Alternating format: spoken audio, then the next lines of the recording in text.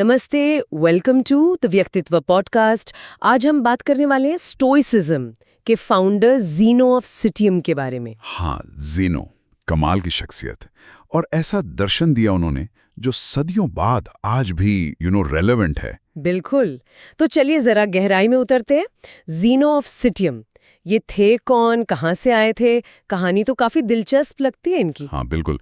ज़ीनो का जन्म हुआ था साइप्रस के सिटियम शहर में, आज का साइप्रस, करीब 334 ईसा पूर्व के आसपास। अच्छा, सिटियम। हाँ, और वो जगह उस जमाने में एक तरह का मेल्टिंग पॉट थी। ग्रीक और फोनिशियन दोनों संस्कृतियों का संगम था वहाँ। फोनिशियन मतलब आज के लेबनान के आसपास का इलाका? हाँ बिल्कुल।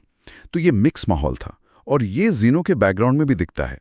कुछ पुराने सोर्सेज कहते हैं वो फोनिशियन थे। लेकिन उनके नाम तो ग्रीक लगते हैं, ज़ेनो, और उनके पिता का नाम मनासेस। हाँ, नाम ग्रीक हैं। उनकी पढ़ाई लिखाई भी पूरी ग्रीक फिलॉसफी में हुई।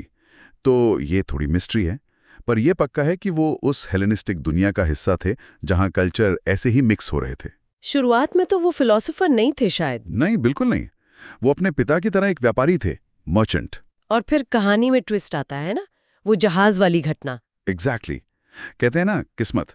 एथेंस के पास उनका जहाज डूब गया। ओह, मतलब सब कुछ खत्म। हाँ, सारा माल जो भी था सब गया और वो पहुंच गए एथेंस, बिल्कुल खाली हाथ। और यहीं से उनकी फिलॉसफी की जर्नी शुरू हुई। कमाल है। हाँ, एथेंस उस समय ज्ञान का गढ़ था। तो ज़ीनो एक किताबों की दुकान पर पहुंचे। वहां उन्हें ज़ीनोफोन की किताब मिली, मेमोराबिलिया। मेमोरेबिलिया? ये इसमें सुकरात के बारे में था? हाँ, सुकरात के बारे में पढ़कर वो इतने इम्प्रेस हुए कि उन्होंने दुकानदार से पूछा, भाई ऐसे लोग आजकल कहाँ मिलते हैं? और तभी किस्मत देखिए, दुकान के बाहर से गुजर रहे थे क्रेट्स ऑफ थेप्स, एक सिनिक फिलोसोफर।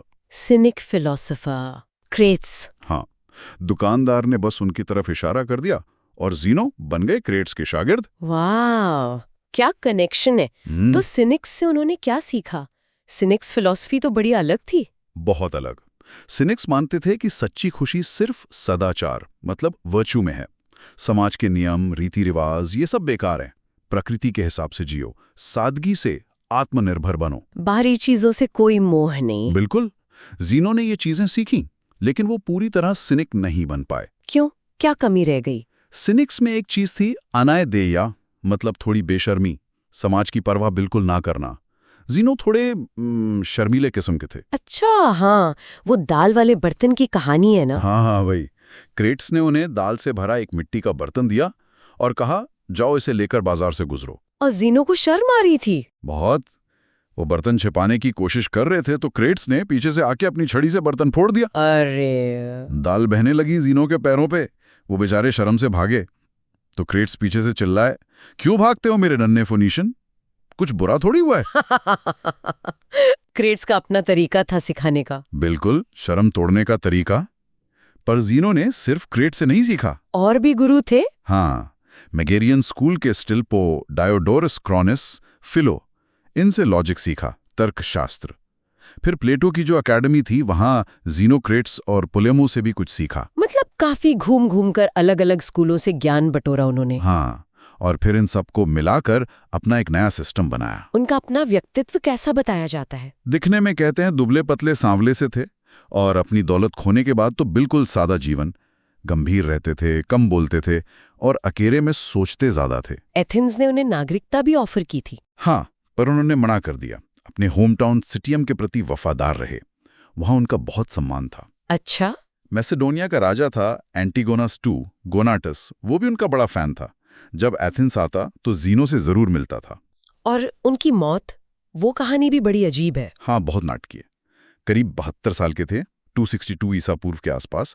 स्कूल से निकल रहे थे, गिरे और पैर का अंगूठा टूट गया। सिर्फ अंगूठा टूटने पर? कहते हैं उन्होंने जमीन पर मुक्का मारा और एक ग्रीक नाटक की लाइन बोली, मैं आता हूं, तुम मुझे क्यों बुला रहे हो? और फिर कहा जाता है कि वहीं अपनी सांस रोककर जान दे दी। क्या सच में, या ये बाद में जोड़ी गई कहानी लगती है? कहना मुश्किल है, पर यह कहानी स्टोइक आइडल से बहुत मिलती है। मतलब जीवन और मौत पर नियंत्रण, भाग्य को स्वीकार करना। जो भी हो, एथेंस वालों ने उन्हें बहुत इज्जत दी। सोने का ताज पहनाया, पब्लिक कब्र बनवाई। और कब्र पर लिखवाया कि जैसे कैडमस ने ग्रीस को अक्षर दिए, वैसे ज़ेनो ने ग्रीस को एक महान दर्शन दिया, भले ही वो फोनिशिया से थे। ये तो बहुत बड़ा सम्मान है। बिल्कुल। तो ये तो थी ज़ेनो की जिंदगी। अब बात करते हैं उनके स्कूल की, स्टोइक स्कूल की। हाँ, तो अपनी पढ़ाई पूरी करने के बाद ज़ीनो ने खुद पढ़ाना शुरू किया, करीब 300 ईसा पूर्व में। हाँ, और उन्होंने जगह चुनी एथेंस का अगोरा, मतलब मेन मार्केट प्लेस। वहां एक पब्लिक बिल्डिंग थी, स्टोआ पोइकिले। स्टोआ पोइकिले मतलब चित्रित बरामदा, पेंटेड पोर्च। एग्जैक्टली। उसकी दीवारों पर लड़ाइयों वगैरह के चित्र बने थे, तो ज़ेनो वहीं खड़े होकर या टहलते हुए अपने लेक्चर देते थे। और इसी स्टोआ से नाम पड़ा स्टोइक। हाँ, इसी स्टोआ से। पहले उन्हें ज़ेनोनियन भी कहते थे, पर शायद ज़ेनो को ये पसंद नहीं था। वो नहीं चाहते थे कि ये फिलॉसफी किसी व्यक्ति पूजा में बदल जाए। और उनका पब्लिक जगह पे पढ़ाना ये भी अहम था। बहुत। प्लेटो की एकेडमी या एपिक्यूरस का गार्डन, वो सब प्राइवेट जगह थी, लेकिन स्टोआ सबके लिए खुली थी। कोई भी आके सुन सकता था। शायद ये उनके दर्शन की यूनिवर्सल अपील को भी दिखाता है। ज़ेनो के बाद किसने स्कूल संभाला? उनके बाद आए क्लियंथीज, और फिर क्लियंथीज के बाद आए क्रिसिपस। क्रिसिपस को स्टोइसिज्म का दूसरा फाउंडर भी कहते हैं, क्योंकि उन्होंने ज़ीनो के बिखरे विचारों को बहुत अच्छे से व्यवस्थित किया, सिस्टम बनाया। और फिर स्टोइसिज्म काफी फैल गया। हाँ, हेलेनिस्टिक और फिर रोमन दौर की सबसे प्रभावशाली फिलॉसफी में से एक बन गया। चलिए अब आते हैं असल फिलॉसफी पर। ज़ीनो ने फिलॉसफी को कैसे समझा? सुना है 3 हिस्से थे। हाँ, 3 मुख्य हिस्से: लॉजिक, तर्कशास्त्र; फिजिक्स, भौतिकी या प्रकृति का सिद्धांत; और एथिक्स, नीतिशास्त्र। और ये तीनों अलग-अलग थे या जुड़े हुए थे? यही खास बात है, ये बिल्कुल जुड़े हुए थे। ज़ीनो ने इसे समझाने के लिए बड़े अच्छे उदाहरण दिए।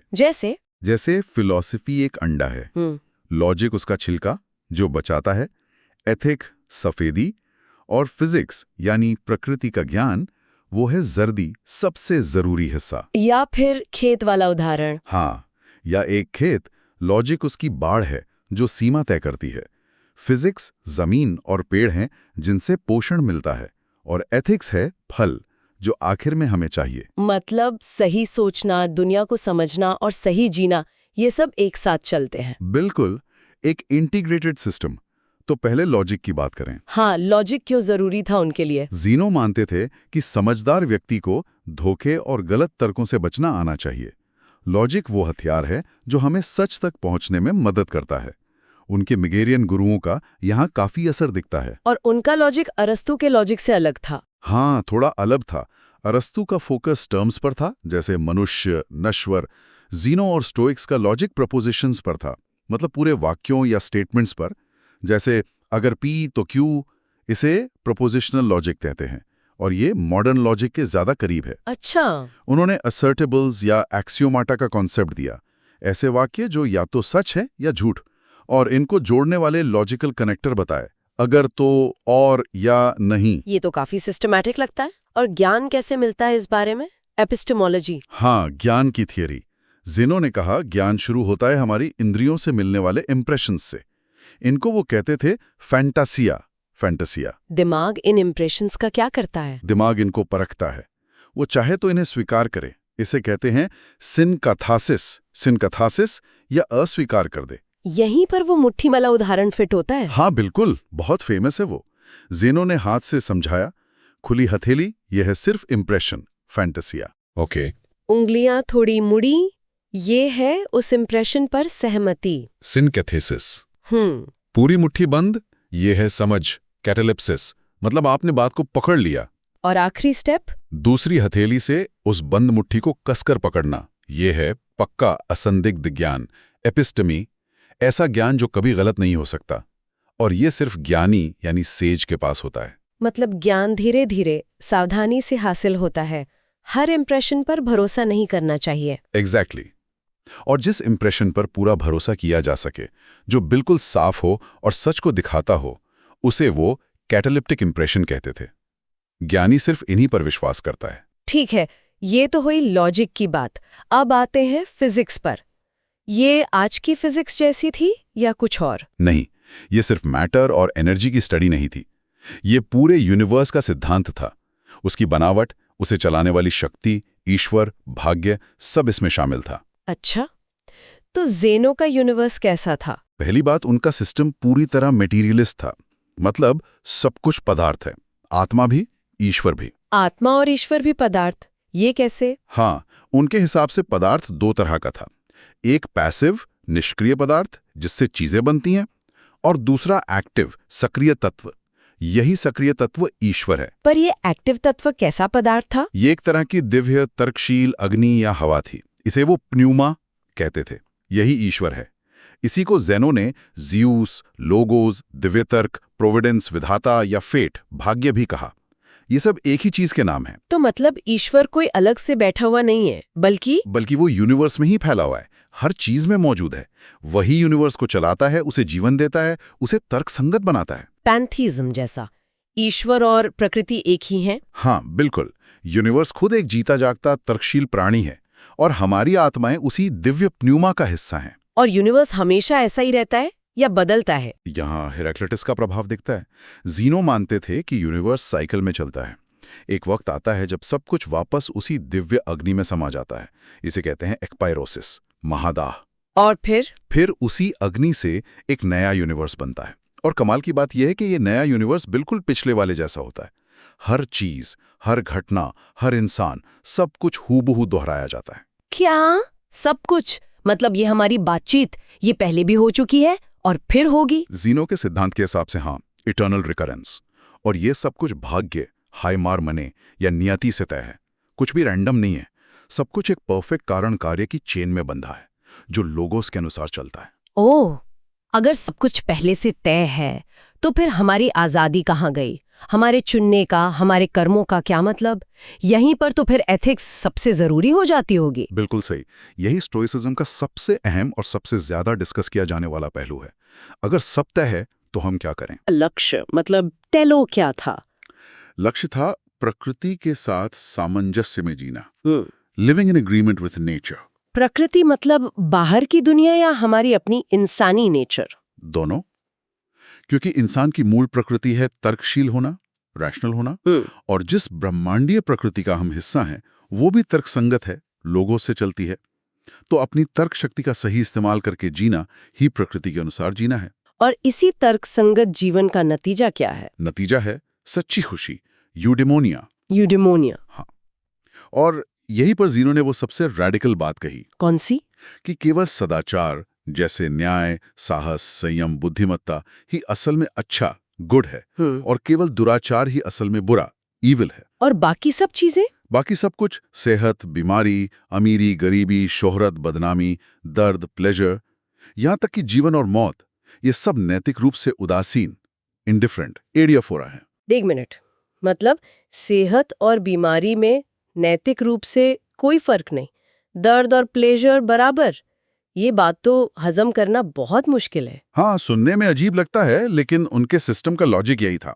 ये बाहरी चीजें हमें सच्ची खुशी या दुख नहीं दे सकती। वो सिर्फ हमारे अंदरूनी चरित्र, हमारी वर्चू पर निर्भर करती हैं। तभी वो स्टोइक पैराडॉक्स आते हैं कि ज्ञानी हर हाल में खुश है, चाहे उसे टॉर्चर ही क्यों ना किया जा रहा हो। हाँ, या ये कि सारे पाप बराबर हैं, क्योंकि अच्छाई या बुराई पूरी होती है, आधी अधूरी नहीं। या तो आप सदाचारी हैं या नहीं। लेकिन प्रैक्टिकल लाइफ में तो हम सेहत को बीमारी से बेहतर मानते हैं। इसका कोई हल दिया उन्होंने? हाँ, बिल्कुल। उन्होंने इन उदासीन चीजों, एडिफोरा, को दो हिस्सों में बांटा। एक थे प्रेफर्ड इंडिफरेंस, जिन्हें चुनना प्रकृति के अनुसार ठीक है, जैसे सेहत, ठीक ठाक पैसा, अच्छी इज्जत। और दूसरे? डिसप्रेफर्ड इंडिफरेंस, जिनसे बचना प्रकृति के अनुसार ठीक है, जैसे बीमारी, गरीबी, दर्द, बदनामी। तो सही कर्म क्या हुआ? इन्हें पाना या इनसे बचना? सही कर्म, जिसे वो काछेकॉन कहते थे, वो है हालात के मुताबिक प्रेफर्ड चीजों को चुनना और डिसप्रेफर्ड से बचना। लेकिन, और ये बहुत जरूरी है, कर्म की अच्छाई या बुराई उसके नतीजे पर नहीं बल्कि उसे करने वाले के इरादे पर निर्भर करती है। मतलब अगर मैंने अच्छी नीयत से सेहतमंद रहने की कोशिश की पर फिर भी बीमार पड़ गया तो मेरा कर्म फिर भी अच्छा माना जाएगा? स्टोइक नजरिए से हाँ, क्योंकि आपकी नीयत सदाचारी थी। नतीजा आपके कंट्रोल में नहीं है, सिर्फ आपकी इच्छा और कर्म आपके कंट्रोल में है। ओके। और भावनाओं का क्या? गुस्सा, डर, बहुत ज्यादा खुशी, दुख, इनको कैसे देखते थे ज़ेनो? ये भी बहुत इंटरेस्टिंग है। ज़ेनो मानते थे कि जो तीव्र परेशान करने वाली भावनाएं हैं, जिन्हें वो पाथे कहते थे, वो असल में हमारे तर्क की गलतियां हैं, मिस्टेकन जजमेंट्स। गलत निर्णय कैसे? उदाहरण दे सकते हैं? जरूर। जैसे डर लगना, ये असल में एक गलत विश्वास है कि भविष्य में कुछ बुरा जो असल में उदासीन है और वो सच में बुरा है। और दुख? दुख, ये गलत विश्वास है कि अभी कुछ बुरा जो उदासीन है और वो सच में बुरा है। इसी तरह गलत चीज की तीव्र इच्छा, लस्ट, डिजायर, ये गलत चीज से मिलने वाली तीव्र खुशी, डिलाइट, प्लेजर। तो इन भावनाओं से छुटकारा कैसे पाएं? उन्हें दबा दें? नहीं, दबाना नहीं, बल्कि उन गलत निर्णयों को तर्क से ठीक करना। जब आप समझ जाते हैं कि सिर्फ वर्चू ही अच्छी है और वाइस ही बुरा और बाकी सब उदासीन है, तो ये भावनाएं अपने आप शांत हो जाती हैं। इसे कहते हैं अपाथेया। अपाथेया मतलब कोई भावना महसूस ना करना? नहीं, इसका मतलब विनाशकारी अतार्किक भावनाओं से मुक्ति। ज्ञानी व्यक्ति भी भावनाएं महसूस करता है, पर वो तर्क संगत होती हैं। जीनो ने 3 अच्छी भावनाएं बताई: सही चीज की तर्क संगत इच्छा, विश विल, बुराई से तर्क संगत बचाव, कौशन, और अच्छाई की तर्क संगत अनुभूति, जॉय। मतलब ज्ञानी भावनाओं का गुलाम नहीं होता। बिल्कुल, वो उनसे ऊपर होता है। यही स्टोइक आदर्श था। ज्ञानी सोफोस पूरी तरह तर्कसंगत, सदाचारी, खुश और स्वतंत्र। क्या ज़ेनो मानते हैं कि ऐसे लोग सच में होते हैं? वो मानते थे कि ऐसा होना संभव है, ये एक आइडियल है, पर ये भी मानते थे कि ऐसे लोग असल दुनिया में बहुत ही कम, शायद न के बराबर होते हैं। तो हम जैसे आम लोगों के लिए क्या है फिर? हमारे लिए रास्ता है प्रोकोपे का, यानी नैतिक प्रगति। लगातार कोशिश करते रहना, सीखते रहना, अपने निर्णयों को सुधारते रहना और धीरे धीरे उस ज्ञानी के आदर्श के करीब पहुंचने की कोशिश करना। ये ज्यादा प्रैक्टिकल लगता है।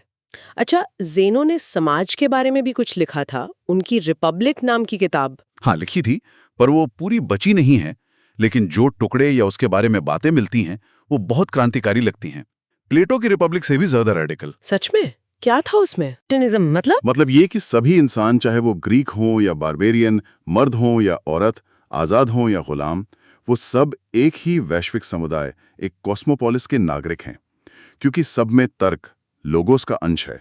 हम सब एक ही प्राकृतिक कानून, नेचुरल लॉ के तहत आते हैं। ये तो अपने समय से बहुत आगे की सोच है, पूरी दुनिया को अपना शहर मानना। बिल्कुल। और ज़ीनो के इन विचारों का असर बहुत गहरा और लंबा रहा। स्टोइसिज्म सिर्फ ग्रीस तक सीमित नहीं रहा। हाँ, रोमन साम्राज्य में तो ये बहुत पॉपुलर हुआ। सेनेका, एपिक्टेटस, मार्कस ऑरेलियस, ये सब बड़े नाम स्टोइसिज्म से जुड़े हैं। सही कहा। लार्कस ऑरेलियस तो रोमन सम्राट थे। उनकी किताब मेडिटेशंस आज भी पढ़ी जाती है। और सिर्फ रोम ही नहीं, बाद में ईसाई धर्म पर भी स्टोइक विचारों का काफी प्रभाव पड़ा। ईसाई धर्म पे कैसे? जैसे लोगोस का कॉन्सेप्ट, सदाचार पर जोर, आंतरिक स्वतंत्रता का आइडिया, प्राकृतिक कानून, ये सब चीजें शुरुआती ईसाई विचारकों ने किसी न किसी रूप में अपनाई। और क्या ये असर आज भी दिखता है? हाँ, बिल्कुल। रेनेसा के टाइम में नियो स्टोइसिज्म आया और आजकल तो मॉडर्न स्टोइसिज्म का जैसे एक नया दौर चल रहा है। Modern stoicism? हाँ, बहुत से लोग आज की भागदौड़ भरी, तनाव वाली जिंदगी में शांति पाने, मुश्किलों का सामना करने की हिम्मत जुटाने के लिए स्टोइक फिलॉसफी की तरफ देख रहे हैं। सेल्फ हेल्प में, लीडरशिप में, हर जगह इसके प्रिंसिपल्स इस्तेमाल हो रहे हैं। लॉजिक में भी उनका काम जरूरी था। हाँ, जैसा हमने बात की, उनका प्रोपोजिशनल लॉजिक आगे चलकर लॉजिक के विकास के लिए बहुत अहम साबित हुआ। और साइकोलॉजी में तो उनका असर गजब का है। साइकोलॉजी में वो कैसे? आज की एक बहुत कामयाब थेरेपी है कॉग्निटिव बिहेवियरल थेरेपी, सीबीटी। हाँ, सुना है इनके बारे में। तो सीबीटी और आरएबीटी का जो मूल सिद्धांत है, वो सीधा स्टोइसिज्म से आता है। क्या है वो सिद्धांत? यही कि हमारी भावनाएं, जैसे गुस्सा, दुख, डर, बाहरी घटनाओं से पैदा नहीं होती, बल्कि उन घटनाओं के बारे में हमारे विचारों, हमारे विश्वासों, हमारे निर्णयों, जजमेंट्स से पैदा होती हैं। अरे हाँ, ये तो वही बात हुई जो ज़ेनो कह रहे थे भावनाओं के बारे में। बिल्कुल, कि अगर हम अपने गलत या अतार्किक विचारों को पहचान कर उन्हें बदलें, तो हम अपनी नकारात्मक भावनाओं को भी बदल सकते हैं। ये सीबीटी का कोर आइडिया है और ये सीधा स्टोइक्स से प्रेरित है। वाह, कमाल है।